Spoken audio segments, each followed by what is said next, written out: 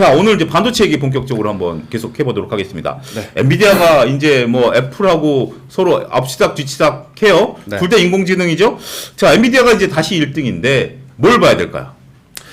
오늘 저도 또 반도체를 가지고 왔는데 아마 오늘 여러분들 계좌에서 가장 고민이 있는 종목군들 중에 하나가 아이러니하게 반도체가 아닐까 생각이 들어요. 왜냐하면 SK하이닉스가 현재 구간에서 윗꼬리가 달리면서 음봉 캔들이 나왔고, 삼성전자는 뭐 지금의 위치에서 음봉 캔들이 나왔다 하더라도 그렇게 부담감 있는 자리는 아니지만 굉장히 많은 반도체 소부장주들이 사실 출발은 강했거든요. 당연히 엔비디아가 다시 시총 1위를 탈환을 했다라는 뉴스가 우리나라 시장에는 긍정적으로 작용이 되는 것이고, 그래서 장 출발에는 정말 강한 매수세가 들어왔으나 장 중후반부로 갈수록 시장에서의 변화가 좀 감지가 됐죠. 반도체 IT 일부 종목에서 차익 매도 물량이 나온 이 자금이 어디로 흘러갔느냐? 2차 전지로 또 흘러가는 모습, 그렇죠. 혹은 그동안에 좀 소외받았던 제약바이오 쪽으로 흘러가는 모습들이 나타나면서 반도체 우리가 여기서 이젠 또 조심해야 되느냐, 아니면 리스크 관리를 해야 되느냐, 아니면 만약 매수를 한다면 지금의 조정을 이용해야 되느냐, 많은 분들이 좀 고민을 하실 것 같아서 일단 결과론 쪽부터 이야기를 드리면 저는 매수를 하셔야 된다. 반도체 IT 관련주들은 매수를 하셔야 된다. 이 이야기를 좀 드리고 시작을 하도록 하겠습니다. 자, 우리가 반도체 사이클에 대해서 고민을 해보면 제가 화면에 사이클 사진을 띄웠는데 작년 상반기가 이거죠. 메모리 가격이 하락하면서, 메모리 가격이 왜 하락하냐? 이 수요가 둔화가 됐기 때문에, 수요가 둔화가 돼서 재고가 많아지니까 메모리 가격이 하락하는 현상, 그리고 캐pex 투자가 당연히 적극적으로 나오지 못하다 보니 다운사이클로 이제 반도체가 들어가는 거 아니야? 라는 걱정이 굉장히 많았었죠. 하지만 인공지능 AI라고 하는 키워드를 만나면서 시장에서 이제 변화가 감지를 한 겁니다. 특히나 HBM이 굉장히 또 좋은 모습을 좀 보이면서 어떻게 됐죠? 수요 확대. 그죠? 수요 확대가 되니까 어떻게 돼요?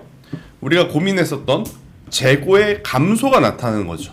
자, 재고의 감소가 진행이 되다 보니 뭐가 이제 바로 이어붙죠? 바로 가격이 상승을 하게 됩니다. 자, 가격이 상승을 하게 되면 기업들은 어떤 현상이 벌어지나요? 바로 수익을 볼 수 있는 구조로 바뀌게 되는 거죠. 자, 기업들이 돈을 벌면 당연히 캐pex 투자에 과거보다 훨씬 더 적극적으로 이제 변화의 모습을 줄 수 있는 상황이라서 이 사이클 그림을 여러분들이 머릿속에 넣어두시고 지금 반도체 산업을 보셔야 된다. 지금 우리 반도체 같은 경우에는 이제 막 시작이 된 상황이에요. 왜? 수요 확대. HBM이 엄청나게 많이 팔리면서 수요가 확대가 됐고, 그 다음에 메모리 가격 상승을 우리가 조금씩 느끼고 있는 단계이기 때문에.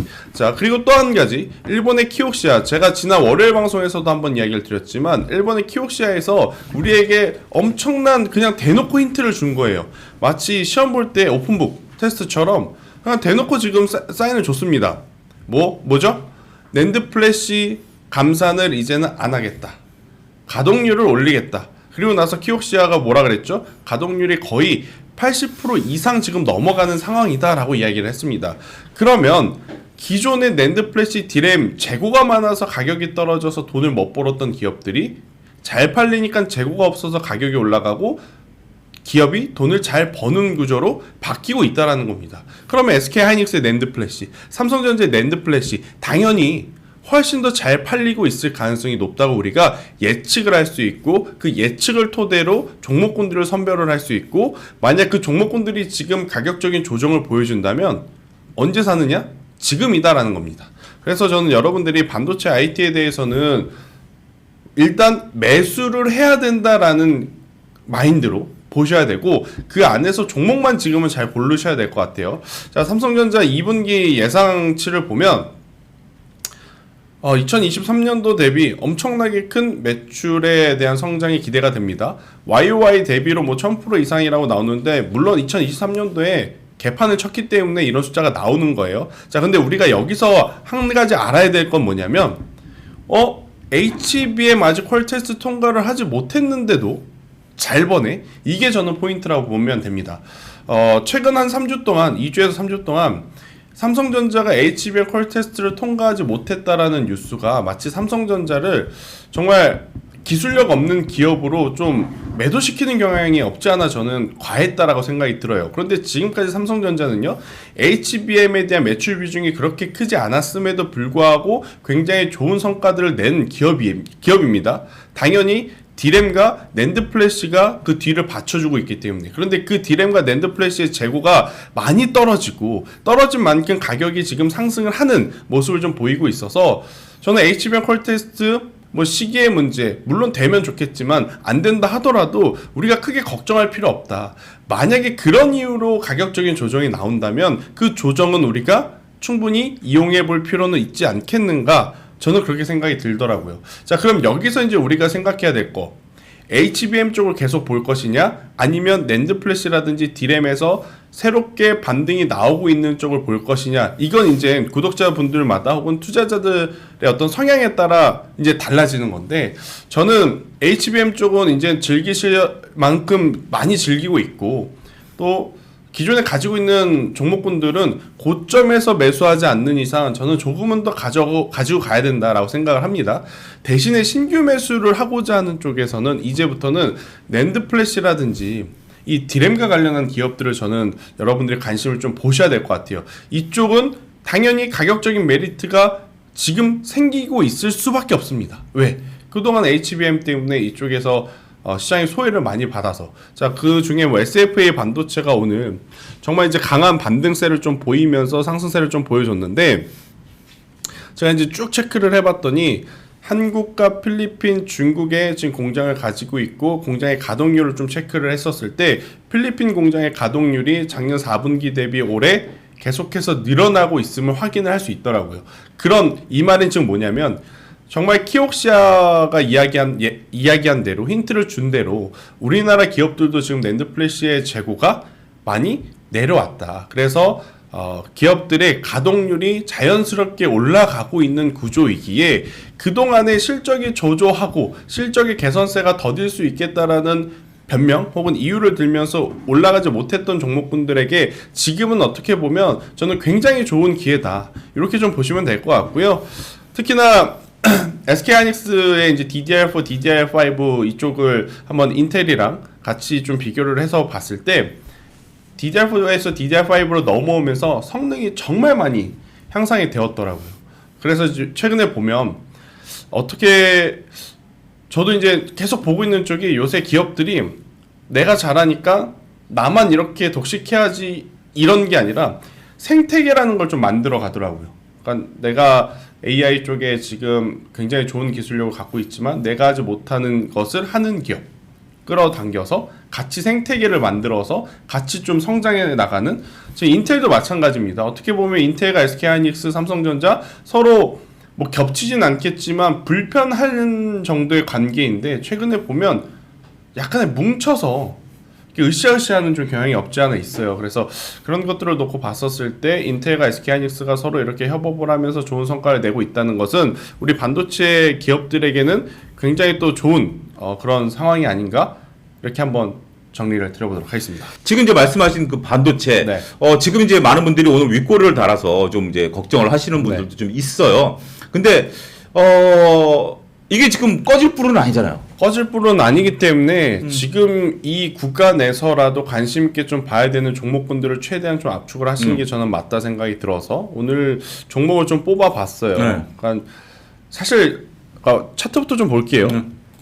저도 개인적으로 테크인 좋아하고요. 이수페타시스 사고 싶고요. 한미반도체가 당연히 대장이라고 생각을 합니다. 그런데 없으셨던 분들이 이 구간에서 지금 매수를 하게 되면 만약에 이 기업이 좋고 나쁘고를 떠나서 수급 쪽으로 변동성이 나왔을 때 과연 버틸 수 있느냐? 그렇죠. 저는 그게 이제 가장 큰 고민거리다라 생각이 들거든요. 왜냐하면 수급 논리는 우리가 제어할 수 있는 게 아니라, 그렇죠. 아무리 재료가 좋다 하더라도 수급 논리가 갑자기 풍겨 나오고 진짜 뭐 우리가 9.11 테러를 뭐 알았었나요? 모르는 거 아니에요? 맞아요. 그렇기 때문에 김상 본부장 얘기가 저는 합리성이 있다 이렇게 말씀드릴 수 그래서 있겠습니다. 이렇게 시세가 난 쪽을 쫓으시는 분들은 저는 각자의 기준에 맞게 단기적인 전략으로 대응을 하시는 게 맞다라는 생각이 들고 있고, 그렇지 않으신 분들에게는 제가 이제 앞서서 SFA 반도체 기업을 한번 말씀드렸죠. SFA 반도체 지금의 가격이라면 조정이 나온다 하더라도 저는 크게 걱정할 필요는 없다 생각이 듭니다. 물론 이 SFA 반도체 기업의 주가가 7,500원대, 8,000원대 이 구간에 매수를 하게 되면 고민이 되겠죠. 그런데 지금 고점 대비 벌써 한 30% 이상 하락한 현재 상황에서 단순히 기술적으로 반등이 나오는 것이 아니라 확실한 명분과 확실한 이유가 지금 있는 상황이기에 저는 이런 종목군들을 그러니까 비중의 조절, 포트폴리오의 어떤 유연한 대응 이런 걸 저는 이야기한다고 생각을 해요. 시세가 난 쪽에서는 일부 수익을 챙기고 그 현금을 아마 현금채로 가지고 계신 분들 저는 없을 거라 생각을 합니다. 그러면 그 현금을 가지고 당연히 새로운 기업에 비중을 이제 늘려 가셔야 할 텐데 그 새로운 기업에 저는 여러분들이 꼭 낸드 플래시 관련주, 디램 관련주들을 한번 꼭 체크를 해보시는 게 좋을 것 같고요. 그리고 이제 저는 요새 이제 가장 또 눈여겨보는 기업 중에 하나가 바로 이제 네오셈이라는 기업입니다. 자, 네오셈 같은 경우에는 실적부터 좀 볼까요? 2021년부터 지금까지 매년 매출이 성장을 해왔습니다. 조금 의아하죠. 분명히 반도체 기업들 캐팍스 투자에 대한 비중을 줄였는데 네오셈 같은 경우에는 지금 매년 매출이 늘어나고 있고 영업이익 또한 2021년 대비 작년 같은 경우에는 2배 올랐습니다. 네, 굉장히 폭발적인 성장을 하고 있다고 좀 보시면 될 것 같고요. 그리고 2023년도 3분기부터 3분기, 4분기 그리고 올해 1분기까지의 실적을 보면 영업이익이 꾸준하게 늘어나고 있음을 우리는 확인을 할 수 있어요. 이 기업이 어떤 일을 하는지를 체크를 좀 해봐야 될 거 아니에요. 자, HBM도 결국엔 마지막 공정단 테스트 공정에서 굉장히 많은 또 관련 기업들이 수혜를 본 거 아니겠습니까? SSD도 마찬가지일 가능성이 높다. 자, 이 SSD 테스터를 이제 만드는 기업인데 현재 이 기업 전체 매출의 80%가 넘는 쪽이 바로 SSD 테스터 쪽에 나온다. 그리고 SSD 같은 경우에는 낸드, 컨트롤러, 캐치 메모리 등 이 모듈 형태의 이제 그 형성되어 있는 모든 것을 테스터를 할 수 있는 지금 기술을 가지고 있다라는 게 네오셈의 저는 가장 큰 장점이라고 좀 보시면 될 것 같고 지금 여기 버닝 테스터도 그렇고 오토메이션도 그렇고 일단 테스트 공정에서 네오셈이 차지하는 비중들이 매출액이 커지고 있다는 것은 그 비중이 점점 늘어나고 있음을 우리에게 이제 말해주는 것이기 때문에 저는 여러분들 중에 혹시 반도체 쪽 보시는 분들은 이 네오셈을 현재 구간부터 한번 충분히 천천히 관심 있게 보실 필요는 있지 않겠는가? 물론 매출의 성장 그리고 영업이익의 성장 그런 추세처럼 주가가 많이 오르긴 했습니다. 네. 바닥권 대비해서 보면 벌써 고점, 바닥권 대비 고점을 생각을 해보면 약 3배 가까이 오른 거죠. 네, 올랐지만 지금 고점 대비해서 40% 구간대의 어떤 조정을 좀 보이면서 다시 기간적인 조정이 나오고 있는 구간이라 저는 만약 여러분들이 조금 여유가 되신다라고 했었을 때는 지금의 가격 절대 부담스러운 가격이 아닐 수 있다. 그러니까 앞으로 실적의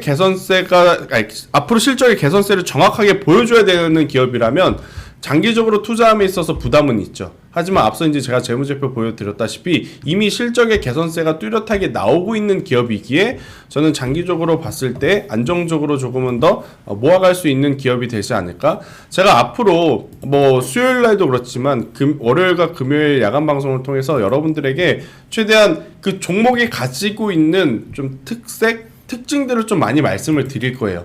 왜냐하면 저는 A라는 종목을 좋다라고 할지라도 다른 사람들이 봤을 경우에는 또 A가 안 좋을 수도 있고 오히려 B가 더 좋아 보이는 경우도 많잖아요. 그런 것들이 많기 때문에 제가 앞으로는 자주 종목에 대한 어떤 차이점 그런 것에 집중을 해서 여러분들과 좀 소통을 하면서 오늘처럼 종목 이야기들을 많이 한번 가져오도록 하겠습니다.